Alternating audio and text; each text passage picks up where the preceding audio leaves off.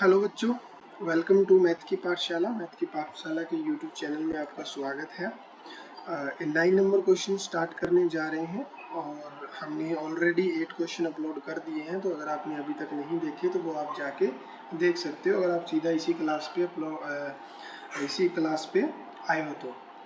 चलिए 9 number question को देख लेते हैं। क्या कहता है कि प्रूफ करो, क्या प्रूफ करना है, that the function f given by fx is equal to mod x minus 1 where x belong to r is not differentiable at x is equal to 1, यानी ये डिफरेंशिएबल नहीं है x is equal to 1 के ऊपर। ऐसा हमको क्या करना है बेटा जी, ऐसा हमको प्रूफ करना है। तो सबसे पहले अगर मैं फंक्शन की बात करूं तो फंक्शन कैसा है, फंक्शन है मॉडुलस। कैसा फंक्शन है, मॉडुलस। तो मॉडुलस फंक्शन की प्रॉपर्टी हमको पता होनी चाहिए। मॉडुलस फंक्शन जो होता है वो नेगेटिव वैल्यू देता है अगर आप x को नेगेटिव चूज करते हो, और ये +1 देता है अगर आप x को पॉजिटिव चूज करते हो, राइट। तो अगर मैं नंबर लाइन की बात करूं, number line in the sense देखो, जब भी आप नंबर लाइन से करोगे तो थोड़ा सा आपको ना इजी हो जाएगा कि करना कैसे। एक मेन सवाल होता है बच्चों के दिमाग में, क्या कि करना कैसे है, हमें कैसे पता चलेगा, उसका जवाब दे रहा हूँ। अगर आप नंबर लाइन की बात करते हो, नंबर लाइन के ऊपर यहाँ पे अगर मैं 0 लेता हूँ तो आप देख पा रहे हो इस लाइन के पीछे फंक्शन कुछ और होगा और इस लाइन के पीछे कुछ फंक्शन और होगा। अगर हम इस फंक्शन की भाषा में बात करें तो पीछे तो ये होगा माइनस में x माइनस 1, और अगर मैं आगे बात करूँ तो ये प्लस का x माइनस 1 होगा, क्योंकि अगर नेगेटिव चूज करेंगे तो कुछ और होगा और राइट में लेफ्ट साइड में चूज करेंगे यानी पॉजिटिव चूज करेंगे तो कुछ और होगा। यानी फंक्शन जो है वो सेम नहीं है, अलग अलग है। जब भी अलग अलग की बात आती है बेटा जी, हमेशा याद रखना आपको लेफ्ट हैंड लिमिट और राइट हैंड डेरिवेटिव अगर बात कर रहे हैं तो इन्हीं का यूज करना होगा। जैसे लिमिट के अंदर मैंने बताया था ना आपको कि लिमिट के अंदर अगर सिंपल फंक्शन है और हर जगह सेम ही फंक्शन है तो फिर सीधा आप फंक्शन की वैल्यू और उसके अंदर लिमिट पुट करते थे और चेक कर लेते थे कि वो बराबर आ रहा है कि नहीं आ रहा। लेकिन जब फंक्शन दोगलापन करने लगे, मतलब किसी पॉइंट के पीछे कुछ और है आगे कुछ और है, देन फिर हम लेफ्ट और राइट का यूज करते हैं। तो यहाँ अगर मैं डेरिवेटिव की बात कर रहा हूँ तो यहाँ मुझे एक तो लेफ्ट हैंड डेरिवेटिव की बात करनी पड़ेगी और दूसरा मुझको राइट हैंड डेरिवेटिव की बात करनी पड़ेगी। अब मैं जब लेफ्ट हैंड लिमिट की डेरिवेटिव की बात करूँगा तो लिमिट कैसी लगेगी, h के ऊपर थोड़ा सा नेगेटिव लेंगे। नेगेटिव इन द सेंस कि हम शो कर रहे हैं कि हम लेफ्ट हैंड डेरिवेटिव की बात कर रहे हैं। अब अगर मैं इससे पीछे बात करता हूँ और किसी पॉइंट पे मुझको इसकी कॉन्टिन्यूटी चेक करनी है, मान लीजिए डेरिवेटिव चेक कर रहा है x इज इक्वल टू सी पे, तो मैं कहूँगा ना कि f ऑफ c बड़ा है, f of c minus h क्या है, छोटा है, और f c प्लस h बड़ा है। मैं फॉर्मूला रिमेंबर करने की ट्रिक बता रहा हूँ, ठीक है, वो बड़ा है तो बड़े में से छोटा कम करते हैं ना। तो जब भी आप लेफ्ट हैंड डेरिवेटिव की बात करोगे तो f ऑफ c में से f of c minus h कम करोगे, ठीक है, और नीचे क्या आएगा, नीचे इसके h होगा। अगर मैं इस टाइप से सेकंड की बात करूं तो यहाँ लिमिट लगाई। अब राइट की बात कर रहे हैं तो 0 पॉजिटिव रहेगा। अब कौन बड़ा होगा, अब c प्लस h बड़ा होगा, ठीक है, और f ऑफ c छोटा होगा। तो बड़े में से छोटा सब्ट्रैक्ट करते हैं। तो उम्मीद करता हूँ ये जो मैंने आपको ट्रिक बताई है लेफ्ट हैंड डेरिवेटिव को याद रखने की और राइट हैंड डेरिवेटिव को याद रखने की, अब आप फ्यूचर में इसको कभी भी भूलोगे नहीं, सही बात है। अब आपको चेक करना है x is equal to c, x is equal to c यानी वो पॉइंट हमारा 1 है। 1 पे एल एच और डी मतलब left hand derivative right hand derivative के बराबर है या नहीं है, ये हमको इस क्वेश्चन में चेक करना है। तो यानी हमें क्या निकालनी पड़ेगी, लेफ्ट हैंड डेरिवेटिव निकालनी पड़ेगी और राइट हैंड डेरिवेटिव भी निकालना पड़ेगा, ठीक है। तो चलो निकाल लेते हैं। Left hand derivative, left hand derivative में लिमिट क्या रखनी है, नेगेटिव रखनी है, ठीक है। और यहाँ f ऑफ c है। अब c बराबर क्या है, c बराबर क्वेश्चन के अकॉर्डिंग हमारे पास 1 है। क्या है, क्वेश्चन के अकॉर्डिंग 1 है, तो f ऑफ 1 निकालना पड़ेगा। तो अगर यहाँ पे अगर मैं f ऑफ 1 रखूँ, देखो f ऑफ x बराबर मेरे पास x माइनस का 1 है ना। अब मैं यहाँ पे पहले चलो मैं रख देता हूँ, क्या इसके अंदर 1 रख देता हूँ। मैं 1 रखूँगा तो 1 माइनस 1 हो गया, जैसे ही 1 माइनस 1 हुआ 0, तो ये वाला पार्ट एफ ऑफ सी वाला क्या आया 0।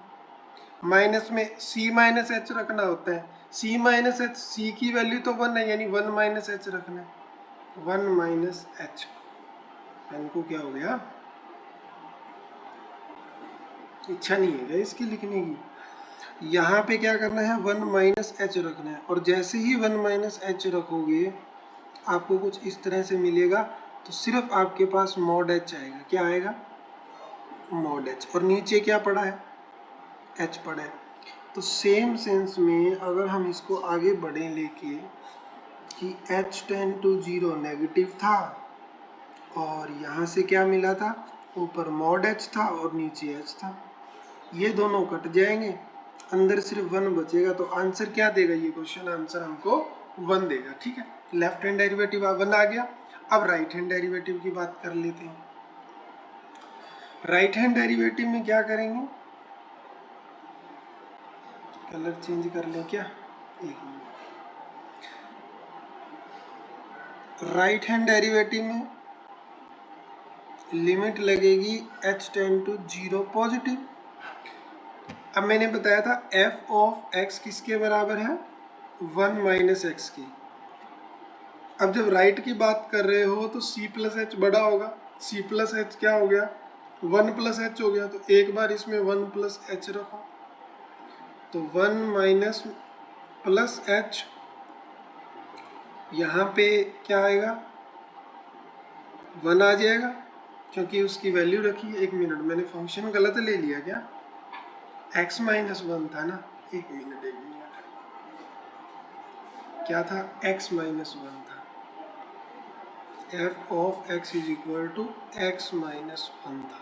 तो यहाँ पे 1 प्लस एच रखना है, तो 1 प्लस एच माइनस 1, देख रहे हो ये इससे कट गया, क्या मिला, मॉड एच मिला। और जब 1 रखेंगे तो वो तो सेम ही मिलेगा, क्या, 0। ठीक है, तो इसके अंदर पहले ये रखना होता है, पहले ये रखना होता है, तो ऊपर मॉड एच आ गया और बाद में 0 हो गया और नीचे एच है। सही है, एक मिनट रुकना जरा, पीछे वाले में कुछ गड़बड़ कर रहा है यहाँ पर। क्या, देखो यहाँ नेगेटिव था ना, तो ये भी तो नेगेटिव पड़ा था, यहाँ नेगेटिव आएगा ना, तो इसका आंसर क्या आएगा, माइनस का 1 आएगा। क्या आएगा, माइनस का 1। लेफ्ट हैंड डेरिवेटिव क्या आया, माइनस का 1 आया। तो राइट हैंड डेरिवेटिव अगर इसको मैं सॉल्व करता हूं,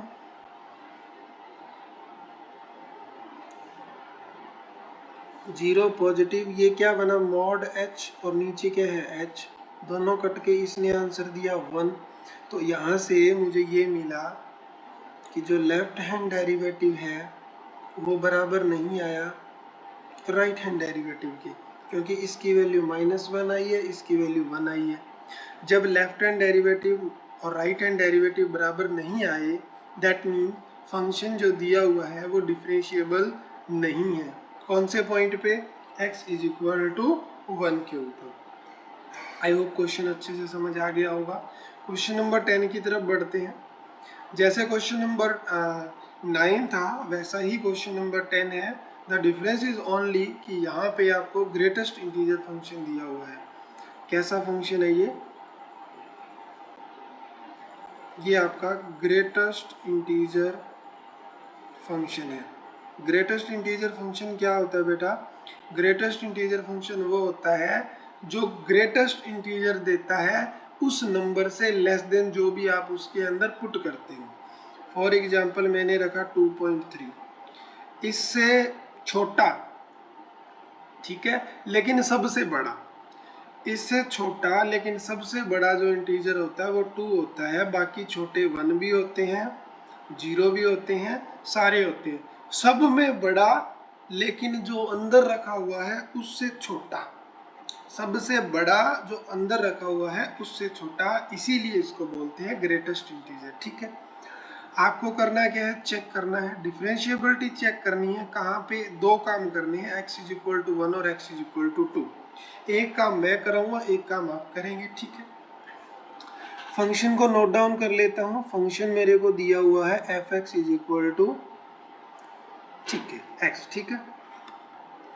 अब इसके अंदर अगर मैं बात करूं तो अगर मुझे किसी पॉइंट पे इसकी वो डिफरेंशिएबिलिटी चेक करनी है तो मैं क्या करूंगा, मैं लेफ्ट हैंड डेरिवेटिव निकालूंगा और राइट हैंड डेरिवेटिव निकालूंगा। यही काम करते हैं ना, यही करते हैं ना। तो at x is equal to 1, कौन से x इज इक्वल टू 1 की बात कर रहे हैं। लेफ्ट हैंड डेरिवेटिव अगर मैं बात करता हूं तो लिमिट लगाऊंगा h टेंड टू नेगेटिव। अब ये है तो देखो यहाँ पे ग्रेटेस्ट इंटीजर x है ना, अगर x ऐड करते हैं तो बड़ा होगा, सॉरी h ऐड करते हैं तो, और कम करते हैं तो छोटा होगा। तो बड़ा पहले लिखा जाएगा यानी f ऑफ 1 आगे रहेगा और ये c माइनस h होता है ना, तो 1 माइनस h पीछे रहेगा क्योंकि छोटा होता है, और नीचे h आएगा, ठीक बात है। ओके, h आपको पता होगा बहुत ही माइनर सा नंबर है। f ऑफ 1 का मतलब हो गया ग्रेटेस्ट इंटीजर 1 लिखेंगे, और यहाँ पे 1 माइनस क्या हो जाएगा, h हो जाएगा, राइट। नीचे क्या लिखूं, h लिखूंगा। अब यहाँ पे सोचने वाली बात ये है कि 1 का ग्रेटेस्ट इंटीजर क्या होगा। देखो 1 है, 1 फ्रैक्शन में तो है नहीं, ठीक है ना, तो 1 का ग्रेटेस्ट इंटीजर 1 ही होगा। तो इसका आंसर क्या है, ऊपर 1 आया। अब 1 में से h कम कर रहे हो, मान लो h की वैल्यू 0.1 होती, तो 1 में से 0.1 करने से 0.99 समथिंग मिलता, देन इसका इंटीजर की बात कर रहे हैं जो इससे सबसे बड़ा लेकिन इससे छोटा, इसके पीछे जो होता है वो 0 होता है।